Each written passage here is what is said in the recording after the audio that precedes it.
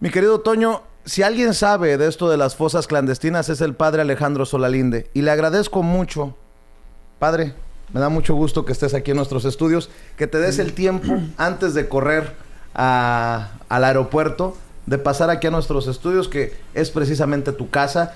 Muchas gracias por acompañarnos para hablar de un tema que es... Que sabes del tema, que te duele y que tristemente muchas veces molesta que se cuelguen algunos políticos para llevar agua a su molino. Buenos días. Buenos días, Vicente. Pues sí, efectivamente, este tema que también lo ha abrazado, lo ha acogido Javier Sicilia como un compromiso, ¿verdad? Y mucha gente más, es sobrecogedor. Cuesta trabajo entender que toda la República Mexicana está sembrada de fosas y que hay familias, mujeres sobre todo, buscando estos restos. No hay estado que no tenga alguna fosa.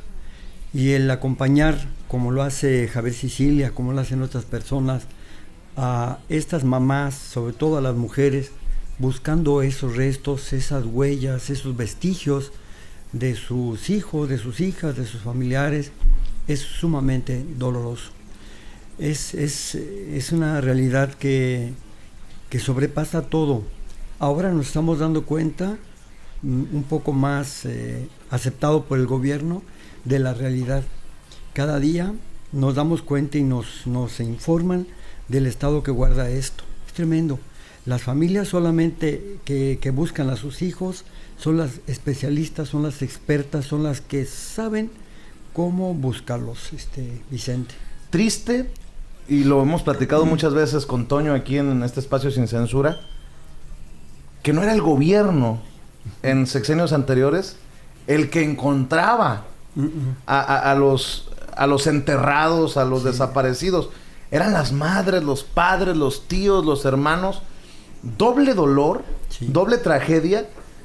De alguna manera sentirse dolidos por la pérdida y abandonados por esos cuya responsabilidad era buscar a sus seres queridos.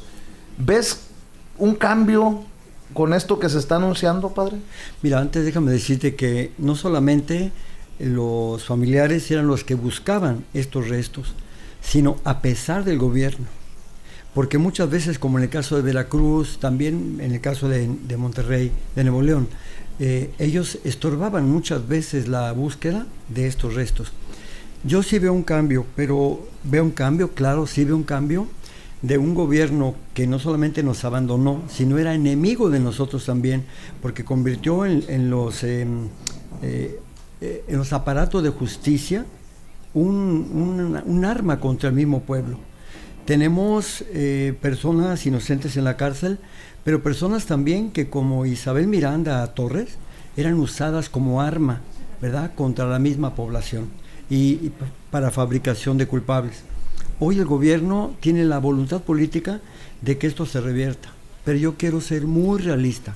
Está dificilísimo, de verdad, porque los mismos Zetas, que fueron los que implementaron esta técnica de desaparición, obviamente con la complicidad del gobierno, de gobiernos estatales y también federales, hicieron toda una técnica para hacer imposible la localización. Fíjate, primero los matan, hay un sicario, después hay un carnicero, los destaza, después hay un cocinero que los desaparece, y por si fuera poco hay otro más que recoge los restos de esos tambos de 200 litros y no pone todos los ya de por sí en un tambo hay varios cuerpos, pero esos restos que quedan calcinados no los ponen en algún saco, no. Ellos aprendieron a distribuirlos en diferentes sacos, y por si fuera poco, esos sacos van y los siembran en fosas distintas, diferentes. Entonces casi imposible, cuesta 3,000 pesos el identificar con ADN un solo fragmento. Son miles de fragmentos. Entonces es algo increíble. O sea, un papá, si tiene suerte, una mamá, va a encontrar un resto de su hijo, pero nada más, no puede encontrar más, porque todo está dividido, está separado, está hecho para hacer el crimen masivo perfecto. Recuerdo hace ya muchos años, padre, que tú eras el primero, al menos yo la primera persona de quien lo escuché fue de ti. México es una gran fosa clandestina. Sí, sí, sí. Tú fuiste de los primeros, si no es que el primero, que empezó a acuñar esto. Y hoy, el gobierno de Andrés Manuel López Obrador, el propio subsecretario de Gobernación, Alejandro Encinas, lo admite. Y así lo señalan. México es una gran fosa clandestina. No que tú tengas la razón, ha de doler tener la razón en este caso. Totalmente, totalmente. Pero hoy el gobierno lo reconoce porque es un gobierno del pueblo. Es un gobierno del pueblo que no tiene por qué ocultar, al contrario. Cada mañanera nos están diciendo la situación que guarda la nación, el estado que guarda la nación. Y es doloroso decir, miren, había esto, pero hoy queremos hacer esto. Yo quiero ser sincero, y un día le escuché al presidente Andrés Manuel decir que él tenía toda la voluntad política, todo el amor del mundo para solucionar esto, pero que no era tan fácil. Y yo sigo diciendo que no es fácil. ¿Sabes qué va a hacer? ¿Sabes qué va a pasar? Yo no digo que no investiguen, no va a alcanzar dinero ni presupuesto para investigar todos los fragmentos, se tendrá que hacer, pero va a llegar el momento en que se tenga que decir, se va a hacer un memorial común para todas las fosas, para recordar a todos los desaparecidos. De ese nivel te estoy hablando, porque va a ser imposible estar identificando persona por persona, esto es imposible. Padre, imposible. Qué doloroso esto que está diciendo, padre. Sí, Toño. Padre, habla de un memorial, de un monumento a las víctimas. ¿Podríamos hablar del holocausto mexicano en este caso? Por supuesto. Es un holocausto ejecutado por un Estado mafioso corrupto que fue parte del crimen organizado al ser un crimen autorizado. Fue lo mismo, no había diferencia. Entonces, ¿hasta cuándo? Yo pregunto, ¿hasta dónde? ¿Hasta cuándo? Porque pues es muy difícil poderle plantear a un padre, a una madre, en algún momento, si no encontramos el cadáver de tu hijo o de tu hija, pues confórmate con irle a rendir honores en un memorial, en un monumento.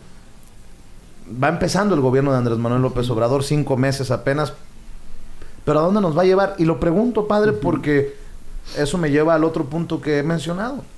Muchos desde la oposición, desde el odio, de la fobia, de la larga lucha contra López Obrador, se colgarán de este tema para golpetearlo una y otra vez. No voy muy lejos. Hace unas semanas, Felipe Calderón criticaba que no se incluyeran los cadáveres que se encontraban en las narcofosas como parte de las cifras de asesinados.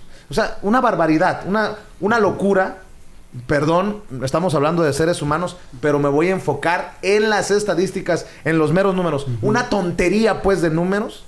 ¿Y con qué calidad moral, con qué descaro Felipe Calderón sale a redes sociales a criticar lo que de alguna manera él provocó a México?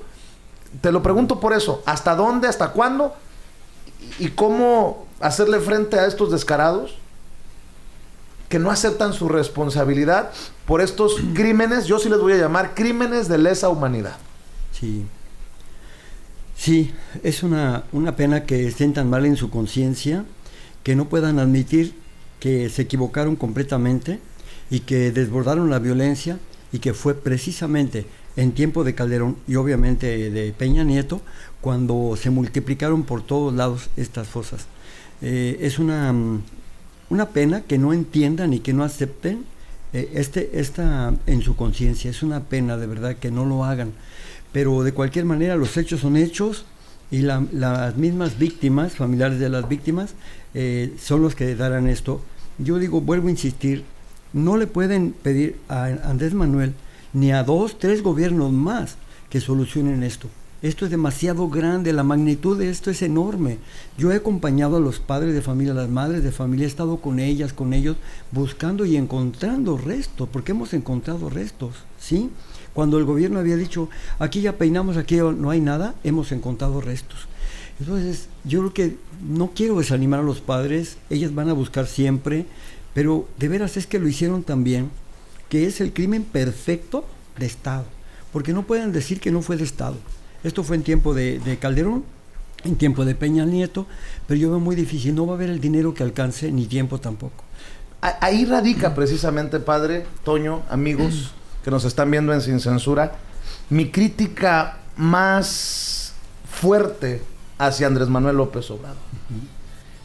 Si fueron crímenes de Estado, si tenemos a culpables con nombre y apellido, yo no le puedo aceptar al presidente que diga perdón sí, olvido no. Para que haya justicia en México no puede haber ni perdón ni olvido. Por eso yo sigo promoviendo que si el presidente no quiere hacer su consulta popular o le sigue dando vueltas a la consulta popular o largas, o incluso la consulta popular para investigación y juicio a los expresidentes no tiene dientes, pues que se busque en la Haya, que se busquen otros organismos para que se les juzgue por crímenes de lesa humanidad. Exacto. Dame tu opinión. Exacto, mira, estos son crímenes que más allá del perdón o no perdón, no prescriben, porque son crímenes de lesa humanidad. De hecho, ya están dos causas iniciadas en la Haya, aceptadas en la Haya, y una de ellas es por crímenes de lesa humanidad contra Peña Nieto. Y ya llevan la segunda etapa, y en julio me parece que viene la tercera etapa.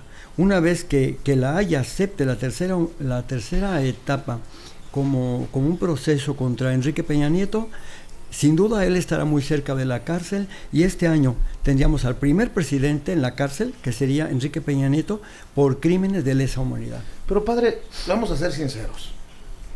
¿Podemos aspirar en serio los mexicanos a que se haga justicia contra un expresidente cuando tenemos, por ejemplo, con la nueva Fiscalía General de la República, orden de aprehensión contra el Gober Precioso por el caso nefasto contra nuestra querida colega Lidia Cacho? Sí.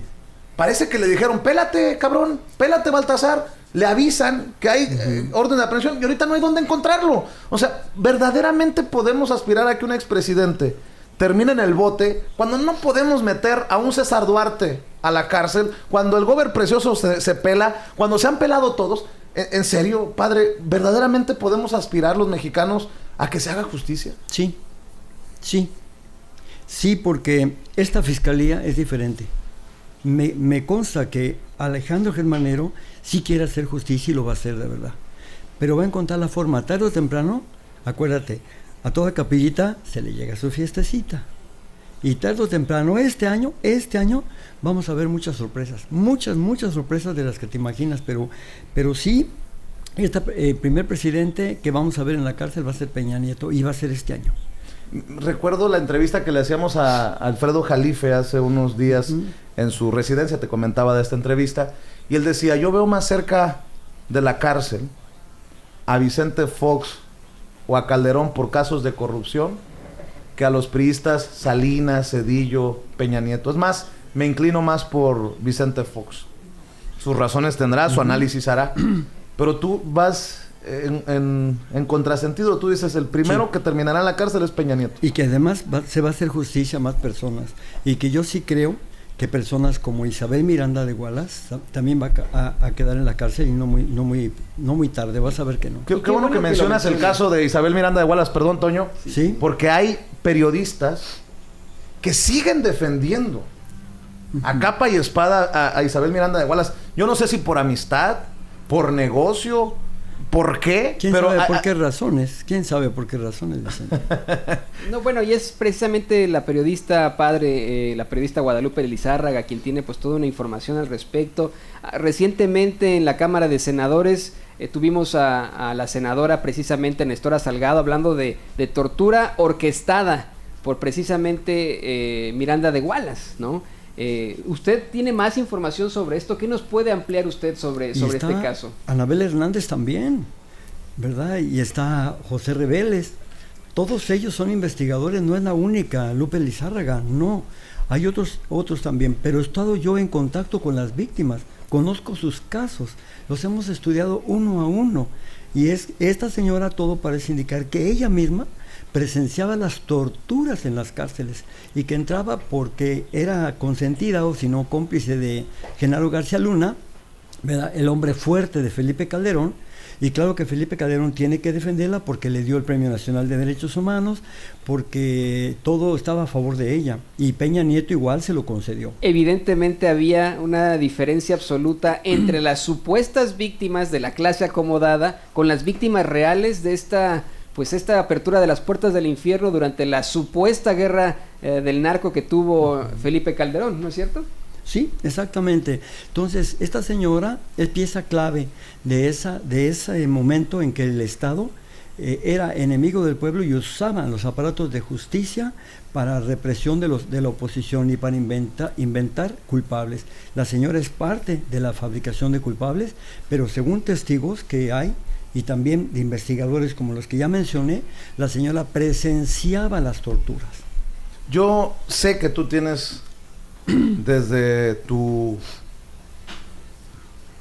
ser, mucha compasión, promueves cosas que a lo mejor Vicente Serrano no entiende por su estridencia y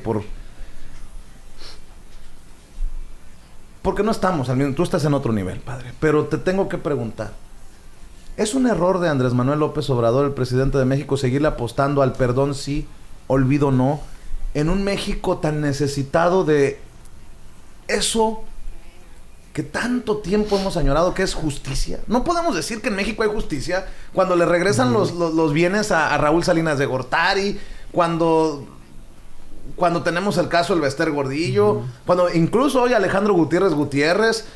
No podemos hablar de justicia. Y cuando el presidente dice perdón sí, olvido no, y entiendo desde el punto de vista político, pero pues Andrés Manuel también habla de otras cosas.